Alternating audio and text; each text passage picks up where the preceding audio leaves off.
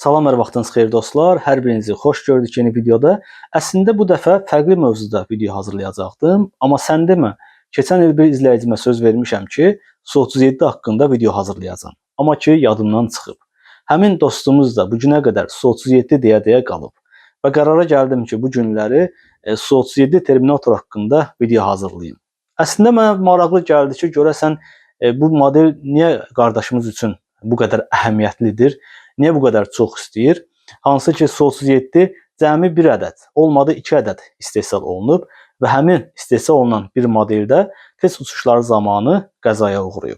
Bu sualdan yola çıxaraq araşdırmalar etdim və gördüm ki, həqiqətən də Su-37 Rusiya aviasiyası üçün çox əhəmiyyətli bir model olub.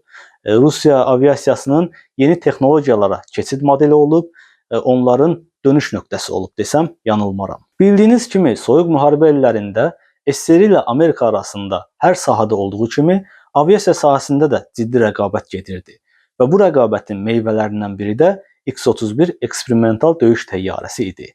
Amerika ilə Almaniyanın ortaq istehsal etdiyi X-31 ilk dəfə Fransada keçirilən sərgidə nümayiş etdirildi. Sərgidə uçuşlar həyata keçirən X-31 göstərdiyi mürəkkəb akrobatik hərəkətlərlə izləyicilərin rəğbətini qazandı və manevr qabiliyyəti ilə də o zamanın Su-27 və MiG-29'larını kölgədə qoydu. Və o bu üstünlüyünü itələmə vektorlu General Electric F404GE turbofan mühərriyinə borclu idi.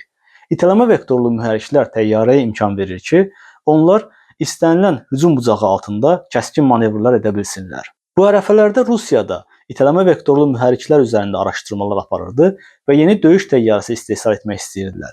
Bunun üçün də Su-27'nin təkmilləşdirilmiş versiyası olan Su-27M-i bazı olaraq götürdülər. Su-27M-in də öz növbəsində 14 prototipi istehsal olundu və bu prototiplərdən biri də T-10M11 olaraq adlandırıldı ki, daha sonra bu ad Su-37 ilə dəyişdiriləcəkdi. Su-37 sələfi Su-27 ilə müqayisədə həm xarici görünüş baxımından, həm də göstəriciləri baxımından fərqlənirdi. Belə ki, ilk olaraq delta qanad dizaynına sahib olan Su-37 ön hissədə kanardlarla təchiz olunmuşdu ki, bu kanardlar da təyyarəyə yüksək manevr qabiliyyəti qazandırırdı. Ənənəvi Su-27 ilə müqayisədə Su-37'nin gövdəsi daha çox kompozit materiallarla örtülmüşdü və onun avionikası gücləndirilmişdi.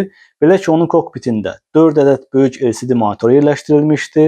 Uçuş idarəetmə sistemi ənənəvi analoq idarəetmə sistemindən deyil, rəqəmsal uçuş idarəetmə sistemindən ibarət idi. Qırıcı lazer məsafə ölçən cihaz və termal görüntüləmə sistemi ilə təchiz olunmuşdu.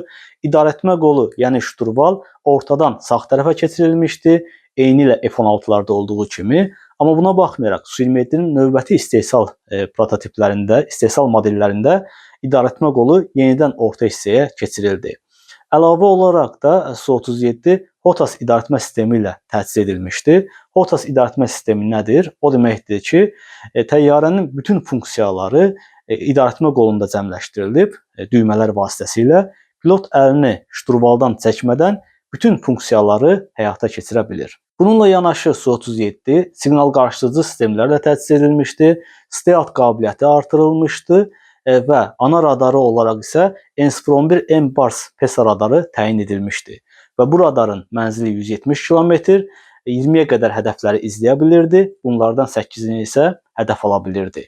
Və pilot başını istənilən istiqamətə çevirdiyi an hədəfini nişan ala bilirdi. Əlavə olaraq quyruq hissədə ENS-12 radarı da yerləşdirilmişdi ki, bu radar da arxa hissədə 70 km qədər mənzildə hədəfləri müəyyən edə bilirdi. Silahlanmasına gəlincə isə Su-37'nin ana silahı 150 mərmiyə sahib 30 mm-lik QŞ-30 aviatopudur. Əlavə olaraq 12 askı nöqtəsində 800 tona qədər döyüş yükü daşıya bilir və bu modeldə artıq sərbəst düşən aviabombalarla yanaşı idarə olunan aviabombalar, gəmi əleyhinə raketlər və müxtəlif hava-yer tipli raketlər də istifadə oluna bilirdi.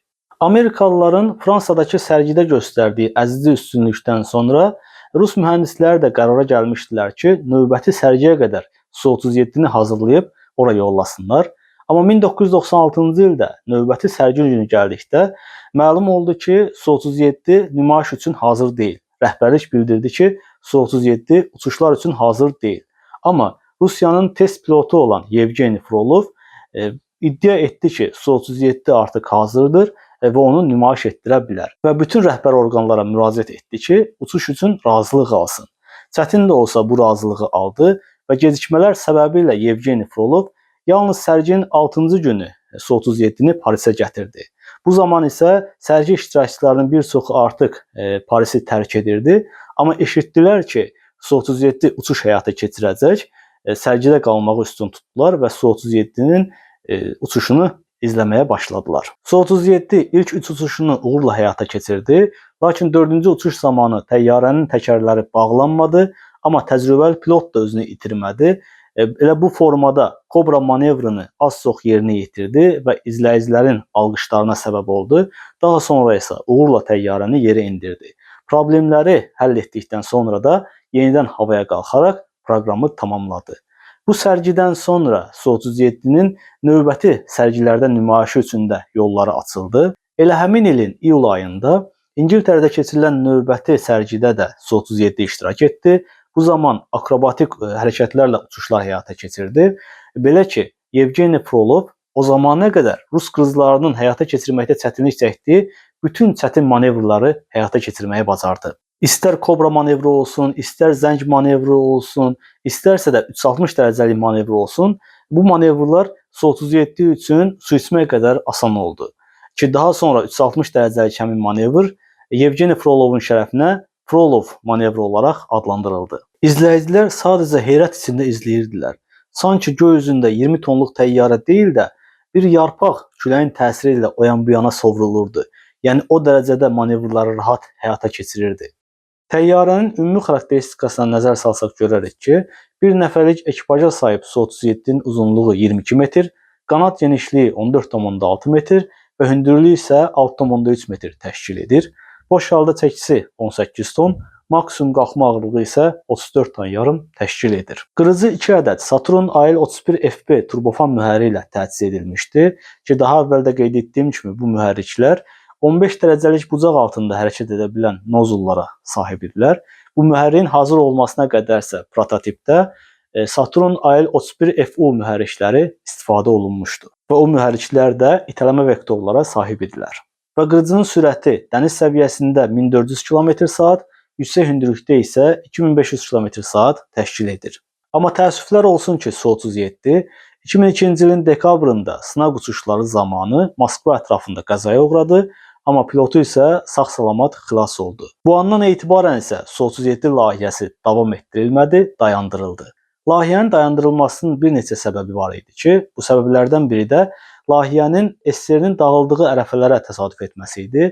Bu səbəbdən də ölkədə iqtisadi problemlər, maliyyə çətinliyi yaşanırdı. Digər bir səbəbi isə o idi ki, zaten Su-37 eksperimental bir model idi. Rusiya bu modeli istehsal etmişdi ki, öz mövcud texnologiyasını dünyaya göstərsin və göstərdi də. Ki daha sonra Su-37-nin bütün özəllikləri Su-30SM, Su-35 və Su-57 qırıcılarında istifadə olunmağa başlanıldı. Ki günümüzdə Su-35S və Su-35SM modelləri istehsal olunur ki, bu modellərin həm sürəti, həm radar məsafəsi, həm də dözümlülüyü Su-37-lərdən daha çoxdur. Aerodinamik gövdəsi, itələmə vektorlu mühərrikləri və yenilənmiş avionikası ilə Su-37 90-cı illərin standartlarının üzərində bir döyüş təyyarəsi idi. Hər nə qədər qısa ömür sürsə də, bu qısa müddət ərzində öz nəvələrinə yetəri qədər texnologiya mirası buraxmışdı. Son olaraq siz də bu mövzuda fikirlərinizi mənimlə bölüşməyi unutmayın. Videonu bəyəndinizsə bəyən düyməsinə basın və kanala hələ də abunə deyilsinizsə abunə olub bildirişləri açmağı unutmayın ki, video yüklənəndə ilk sizin xəbəriniz olsun. Gələn videolarda görüşənədək hələlik.